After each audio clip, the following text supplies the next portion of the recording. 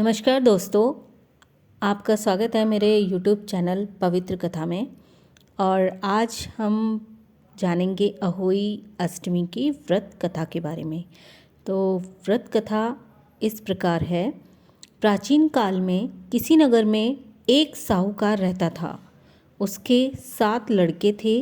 दीपावली से पहले साहूकार की स्त्री घर की लिपापोती के लिए मिट्टी लेने को खदान में गई और खदान में कुदाल से जब मिट्टी खोदने लगती है तो देवयोग से उस ही जगह एक सेह की मांद थी। सहसा उस स्त्री के हाथ से कुदाली सेह के बच्चे को लग गई, जिससे सेह का बच्चा उसी क्षण मर गया। यह हत्या हुई देखकर उस स्त्री को बहुत दुख हुआ, परंतु अब क्या हो सकता है। वह स्त्री पश्चाताप करती हुई अपने घर आ गई। कुछ दिन बाद उस स्त्री का लड़का मर गया, फिर दूसरा और तीसरा, अर्थात 1 वर्ष में 7 लड़के मर गए।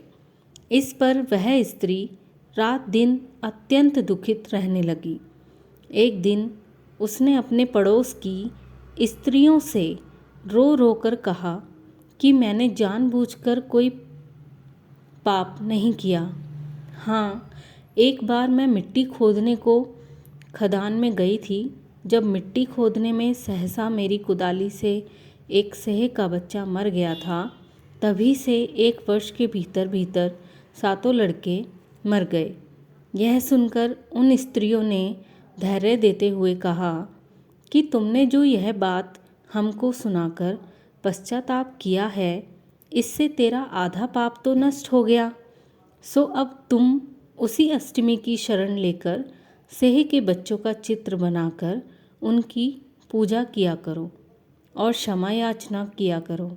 ईश्वर की कृपा से तुम्हारा समस्त पाप धुल जाएगा और तुम्हें पहले की तरह से ही पुत्र की प्राप्ति हो जाएगी।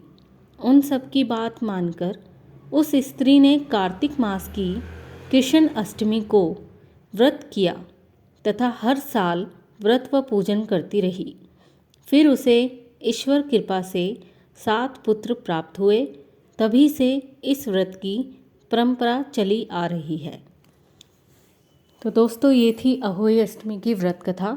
फिर मिलते हैं किसी और वीडियो में अन्य जानकारी के साथ। नमस्कार।